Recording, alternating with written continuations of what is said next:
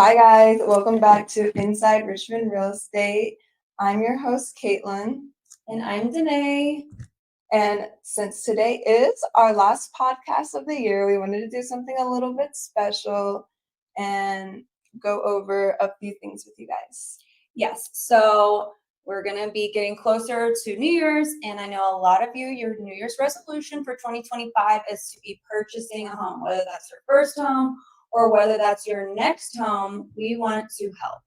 Yeah, exactly. And I think a big thing on a lot of people's minds that are going into the market or looking into the market is, how much do I need to save? What is the down payment? And it varies, so we're going to go over that today. Yes.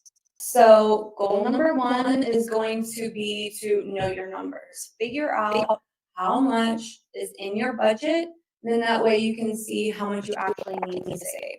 Exactly. And I think people get scared because they hear that 20% number so often. But in reality, most people that buy their first home get an FHA loan, and that only requires 3.5%. Yes, and also there's different types of loan products out there depending on your situation. And I've seen even conventional products that only requires 1% down.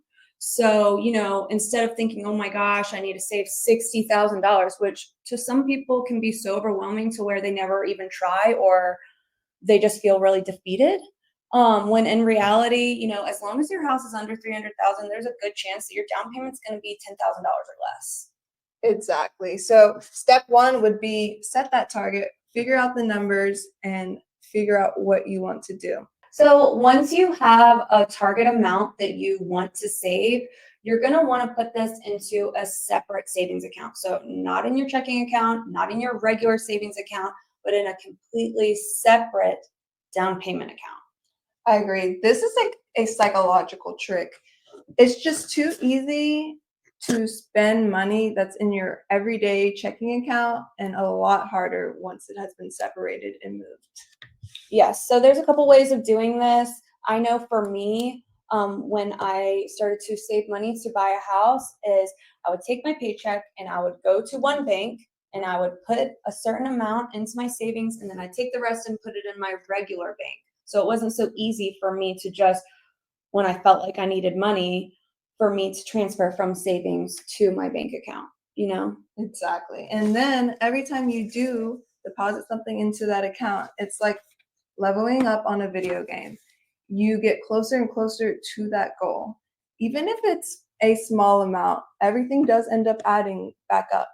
Yeah, and another easy way to watch that money stack is for, right when you get paid, you can tell your employer, hey, I want it in this account. So before you even get it into your bank account, you can have it automatically going into that savings account.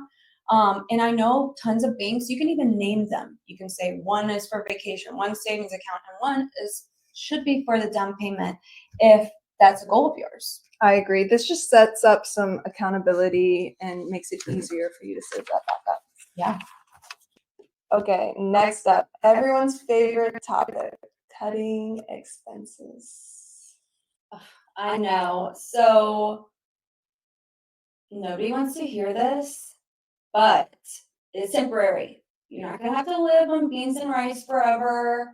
It's just cutting some things out here and there. Yes, it's a minor setback for a major comeback. So, on the topic of cutting expenses, a few ways you could do that is look at your subscriptions, see if you're using all of them or if you need all of them. Another thing would be check your insurance rate. See if you can go get a lower rate somewhere else. And then the third thing is check your spending habits. You need to have a budget and you need to know what you're spending and what you're spending it on. It's really important. Yeah. And so now if you've gone through cutting all your expenses and you're still like, oh my gosh, I'm short, or I don't know how to make this feasible, there is another way of doing it, which would be to make some of that side hustle money. Yes. So a couple different ways you could do that are side hustles, like she mentioned, freelance, take a look at your talent, see what you can do. and then look around the house, see if you can sell anything, things you don't use. You might have an iPad laying around. Go and sell it and get that money back. Yes, and don't sleep on the gigs, because if you go on Craigslist under gigs, there are so many random projects. And if you don't feel like doing that route, you can always, cleaning one person's gutter a week, just one weekend, it will probably take you no longer than 30 minutes to clean somebody's gutter, and that's $200 right there. So, think creatively, think outside the box, think of, like she said, your talents, like any way to make an extra $100 or $200 a week. So if you make $200 extra a week for an entire year, that's $10,000, and that's enough for a down payment. Yes, more than enough. One more suggestion that I actually wanted to bring up is going to be the thought process of maybe your first home is not your forever home. So what I tell people is, your first home isn't always going to be the house that you're going to stay in for the rest of your life. A lot of times what people will do, and a very smart thing to do, is to get something that you absolutely can afford, and then you stay in that house for anywhere from 2 to 3 years. Sometimes you can do like light upgrades. So say it has like laminate countertops, you get granite countertops. That will easily build up that equity. But even if you don't really make that many improvements, but you just make it show ready, after 3 years, you're going to be able to sell that home that wasn't your forever home, that you were okay with staying in for a few years. And then you take that money and you put it towards the down payment for the next house, because that's where a lot of the profit is going to be in that home.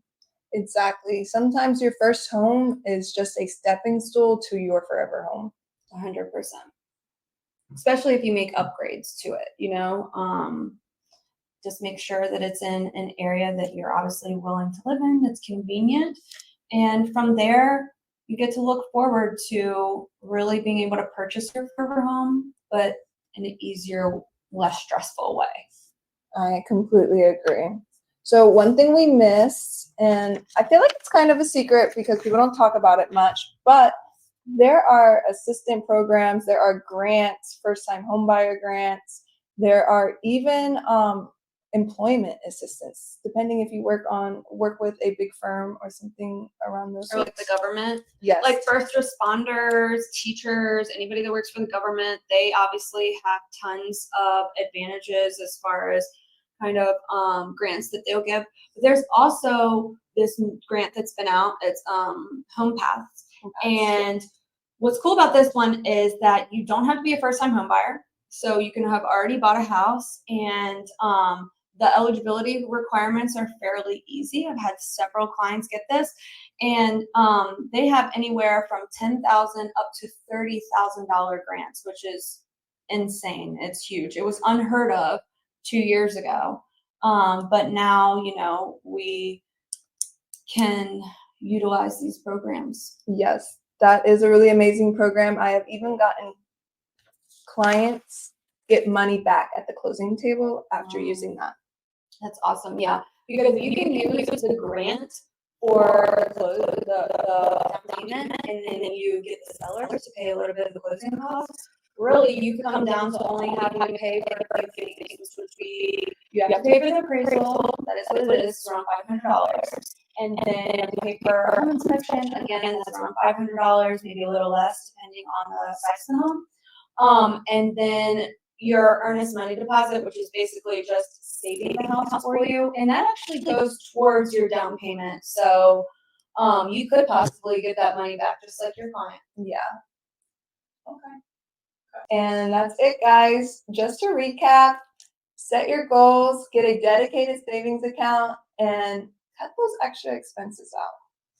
Yes, absolutely. So consistency is key. There is a book that I want to recommend. It's called The Compound Effect, and it will help not only just our mindset, but also it shows you how much things can add up as long as we're consistent. Thank you guys for tuning in. Again, I'm Kaitlin. My number is below if you want to reach out. My Instagram handle is Kate Price RVA.